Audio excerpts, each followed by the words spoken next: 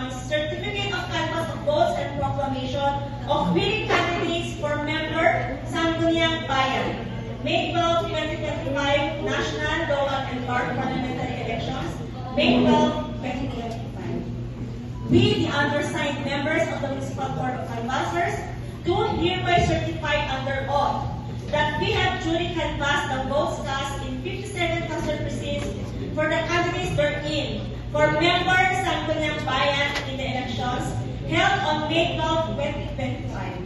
Attached hereto and forming part thereof is a statement of votes by precinct garnered by each candidate.